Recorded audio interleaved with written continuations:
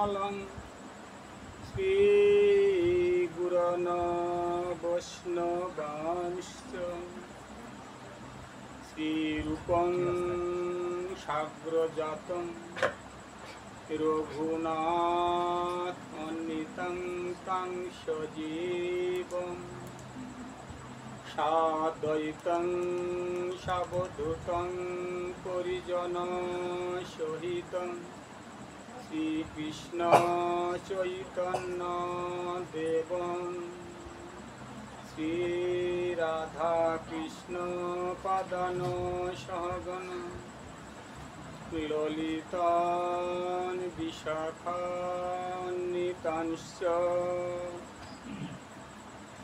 यस्य प्रसाद भगवत् प्रसाद यस्य प्रसादान्न गति कुतोऽपि ध्येयं स्तवं यशस्य त्रिसन्ध्यै वन्दे श्रीगुरुचरणारविन्दम् अनर्पितो चरिन्शिरा करुणायावतीर्ण कलौ समर्पयित उन्नत उज्ज्वलरसं सभक्तिश्रियम् हरिपुरट सुंदर दुति कदम्ब सन्दीपित सदा हृदय स्कंदरी स्फुरत वशचि नंदन अजानुलंबितौ भुजौ कनकावदतौ संकीर्तनैकपितर कमलायतस्कौ विश्वम्भर द्विजवर युगधर्मपालौ वन्दे जगत्प्रियकरौ करुणावतार नमो त्रिकालसत्ताय जगन्नाथ सुताय च सभित्राय सपुत्राय सकलत्राय ते नमो नमो मुखं करोति वाचालं पङ्गुलङ्घयति गिरिं यत्कृपातमहं वन्दे परमानन्दो माधवं बर्हापीराभिरामं मृगमदतिलकं कुण्डलकान्तगण्डं कञ्जं कुम्भकण्ठं स्मितशुभगमुखं साधरीन्यस्तवेनं श्यामं शान्तं दिगङ्गं रविकरवसनं भूषितं वैजयन्तं वन्दे युवती शतवित्त ब्रह्मगोपालवेशं कस्तूरीतिलकं ललाटे पटली वक्षस्थले मणिकस्तवं नासाग्रे वरमुक्तिकं करतले वेणुकङ्कणं सर्वाङ्गे हरिचन्दन सुललितं कण्ठे च मुक्तावली गपस्त्री परिवेष्टित विजयते গোপাল চূড়ামণি তপ্ত কাঞ্চন গৌরাঙ্গী রাধে বৃন্দাবনেশ্বরী বিশ্বভানু সুতান্দিহিতাং ননামি হরিপ্রিয়ং নমো তুলসী দেবায় প্রিয়ায় কেশবচচ কৃষ্ণ ভক্তি পদে দেবী সত্যবতী নমো নমো নারায়ণং নমস্কৃত্যং নরচৈব নরোত্তমঃ দেবীং সরস্বতীং দেশং ততো জয়মুদীরয়ে তুলসী কাননং যত্র যত্র পদ্ম বনানি চ পুরাণং পাঠনং যত্র তত্র সন্নিহিত হরি গৌর ভক্ত সহিত গৌরাঙ্গ জয় জয় গৌর গোবিন্দের কথা শুনলি ভক্তি লভ হয় জয় জয় নিতাই গৌর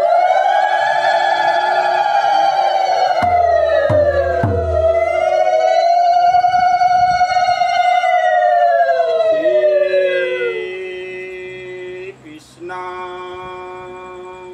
চৈতন্য প্রভু নিত্যানন্দ শ্রী অদ্বৈত গদাধর শিবসাদি গৌর ভক্ত বৃন্দ হরে কৃষ্ণ কৃষ্ণ কৃষ্ণ হরে হরে হরে রাম রাম রাম হরে হরে জয় নিতাই জয় গৌর সুন্দর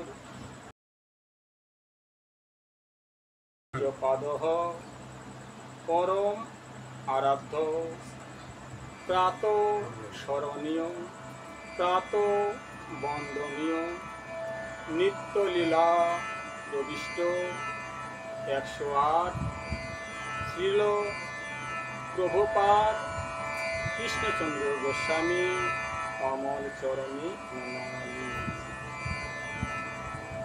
তথাপি সর্বাবতারের সার গৌর হরির অনুপম পায় এবং নিতাই চাঁদের অশেষ করুণা কটাক্ষে আজ আমরা সম্মিলিত হয়েছি স্মরণ তিথি হিসাবে হরিকথা কৃষ্ণ কথা শ্রবণ করে। জয় নিতাই জয় গুরু। গুরু বৈষ্ণব ভগবান তিনেরই শরণ, তিনের শরণ হইতে হয় বাঞ্ছিত। জয় নিতাই জয় গুরু। যেহেতু সময় সংক্ষিপ্ত আলোচিত হবে, ভগবানের কথা শেষ হয় না, ভগবান গৌরাঙ্গীর কথা শেষ হয় না, ভক্ত চরিত্রের কথা শেষ হয় না। যত কিঞ্চিত আলোচনা করব, যেটুকু আলোচনা করব সেইটুকু হচ্ছে প্রেম ভক্তির কথা। প্রেম ভক্তি চন্দ্রিকা গ্রন্থ, নরোত্তম ঠাকুরের বিরচিত গ্রন্থ। এই ত্রিপদীতে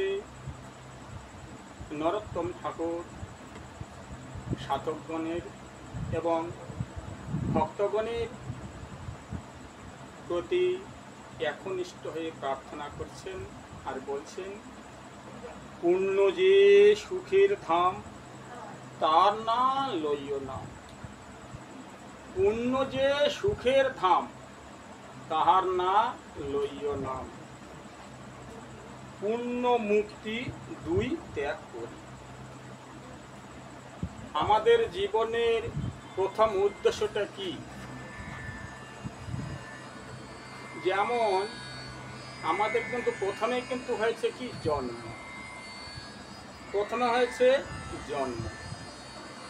তাহলে বলেছেন যে জন্ম পেয়ে ভগবানের সেবা করতে পারলাম না, সেই জন্মের কি কারণ? অত্যন্ত দেবদুর্লভ এই মানব জনম, এই দেবদুর্লভ মানব জনম পেয়ে ভগবানের সেবা করতে পারলাম না, তাহলে আমার পরিণতি কি হবে? নরোত্তম ঠাকুর মহাশয় ইহারই পরিণতি ব্যাখ্যা করতে গিয়ে দৃঢ়তার সহিত তিনি উপমা দিয়েছেন। বলেছেন যে জন্ম তো হয়েছে, জন্ম হলে কিন্তু মৃত্যু হবেই, জন্ম হলে আমাদের মৃত্যু অনিবার্য, জন্ম হলে কিন্তু মৃত্যু হবে, কিন্তু মৃত্যুটা কেমন হওয়া উচিত? শুধু মৃত্যু হলে চলবে না, আমাদের নজর রাখতে হবে হ্যাঁ ভক্তদের এবং সাধকগণের, যে মৃত্যু তো হবেই, জন্ম যখন গ্রহণ করেছি মৃত্যু অনিবার্য, কিন্তু মৃত্যুটা কেমন হওয়া উচিত? তারা বলেছেন যে মৃত্যু কিন্তু দুই রকমের, মৃত্যু দুই রকমের। এক মৃত্যু হচ্ছে হ্যাঁ বলেছেন যে মৃত্যু দু রকমের, একটা অধোগতি আর একটা সদ্গতি।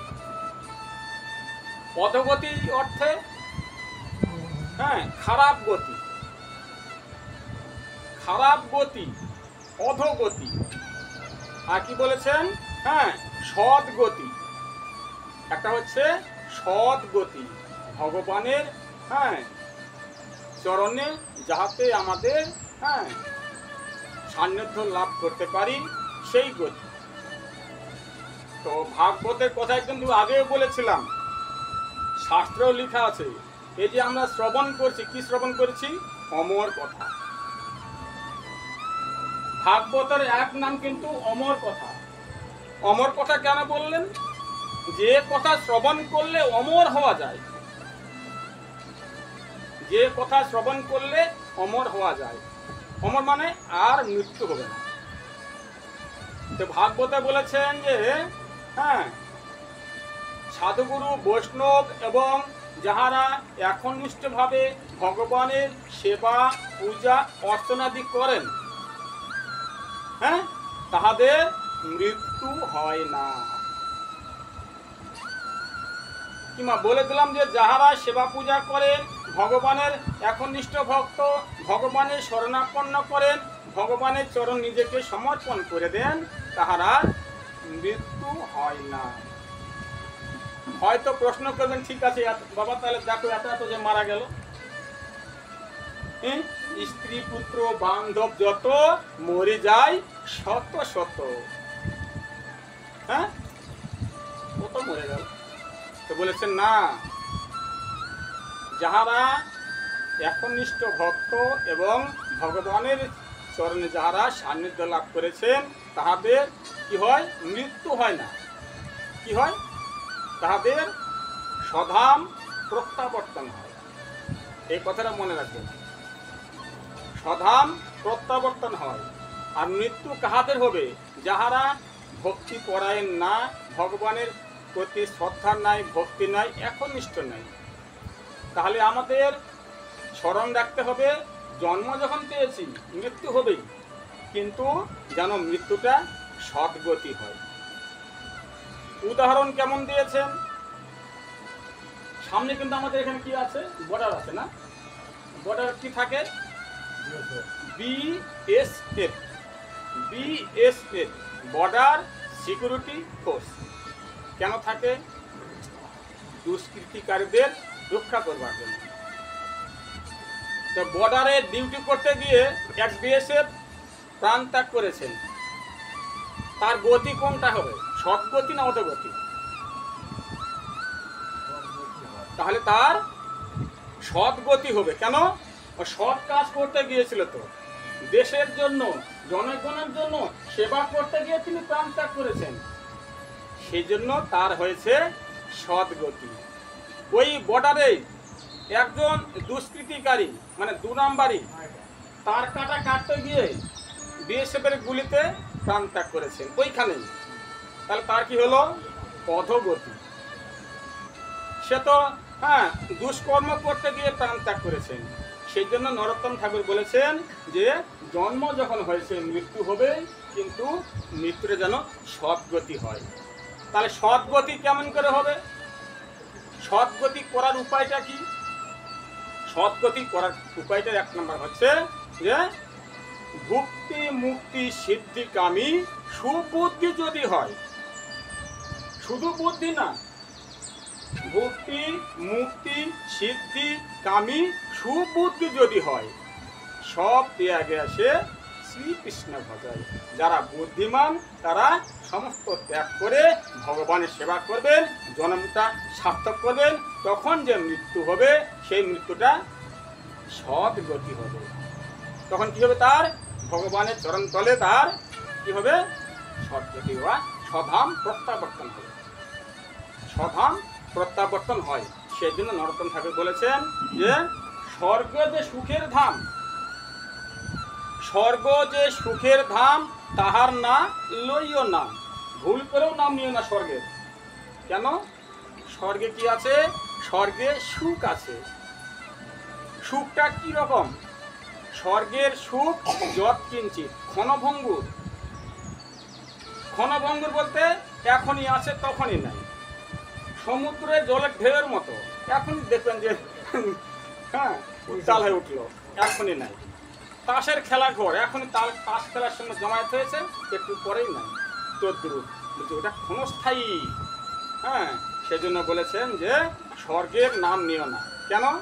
উদাহরণ দিয়েছে স্বর্গের সুখটা কেমন। রাধে রাধে। অল্প স্বর্গের সুখটা কেমন? এই গৃহে একজন একটা ছেলে আছে, তার নাম কি?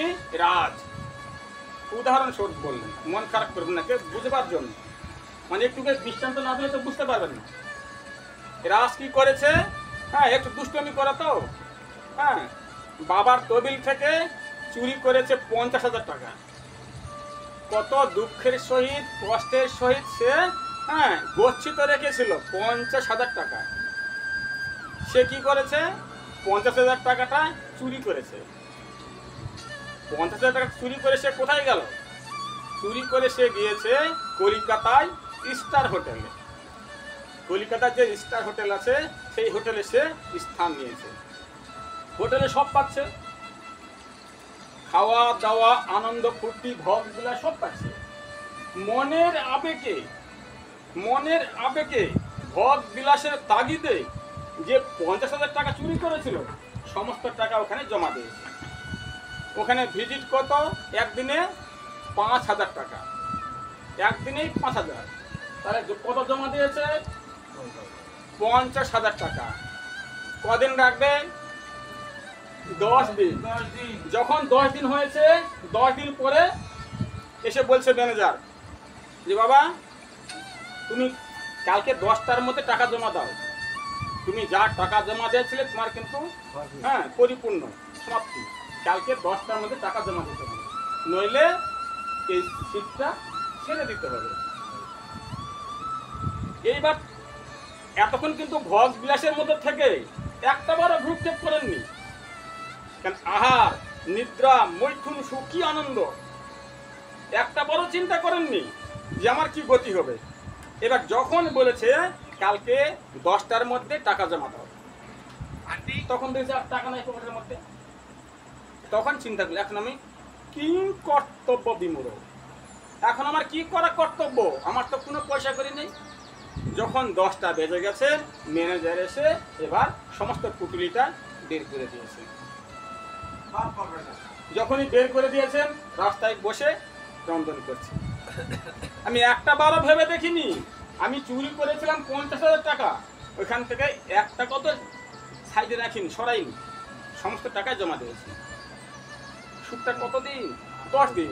তদ্রূপ বলেছেন যে পুণ্য যে সুখের ধাম, স্বর্গ যে সুখের ধাম, তাহার না নয় নাম। পুণ্য করবেন, একটু পুণ্য করে স্বর্গে যাবেন, আবার যখন পুণ্য শেষ আবার ঘাট ধাক্কা ধরে বেরিয়ে বের করে দেবে। সেই জন্য যাহারা বুদ্ধিমান তারা মুক্তি মুক্তি সিদ্ধি কামী সুবুদ্ধি যদি হয়, সব ত্যাগে এসে শ্রীকৃষ্ণ ভজন। একবার ভগবানের চরণে স্মরণ নিলে তার আর কোনো পদগতি হয় না। সেদিন নরোত্তম ঠাকুর করে জোরে প্রার্থনা করেছেন, হে ভক্তবৃন্দ, আমার স্বরূপ কি, আমার গতি কি, এই দিকে নজর দাও। সেজন্য আজকে সেই উপলক্ষে আজকে হরি কথা, কৃষ্ণ কথা, যে স্মরণ তিথি। কেন? যিনি প্রাণ ত্যাগ করেছেন, যিনি প্রাণ ত্যাগ করেছেন তাহার উদ্দেশ্যে কেন করা হয়? সেই আত্মাটা কিন্তু পেটকুল নানা জনিতে ভ্রমণ করে। ভ্রমণ করতে করতে করতে করতে সে দিবারাত্রি বিলাস করে, ক্রন্দন করে, আর কি বলে, কেউ কি নেই আমাকে এখান থেকে উদ্ধার করে? আমি তোমাদের জন্য কি করিনি, সমস্ত করেছি, কিন্তু এখন আমাকে কেউ এই বিপদ থেকে উদ্ধার করতে পারছে না। হ্যাঁ, এই যোনি থেকে উদ্ধার করো। তখন যদি কেউ কৃপা করে ভগবানের কথা শ্রবণ করিয়ে থাকেন, হ্যাঁ, তখন সে ওইখান থেকে সে মুক্তি পায়। মুক্তি পেয়ে তখন কি হয়? স্বধাম প্রত্যাবর্তন হয়। সেজন্য সকলের কাছে করে যে প্রার্থনা, যাহার আকাঙ্ক্ষা করে আজকে হরি কথা, কৃষ্ণ কথা, হ্যাঁ, যিনি প্রাণ ত্যাগ করেছেন, স্বধাম প্রত্যাবর্তন করেছেন, তার যেন সদ্গতি হয়, এই আশা রেখে আজকে সকলের কাছে করে ধরে প্রার্থনা করে হরি কথা, কৃষ্ণ কথা এখানে দিলাম বিশ্রাম। জয় জয় নিতাই গৌর সীতানাথ।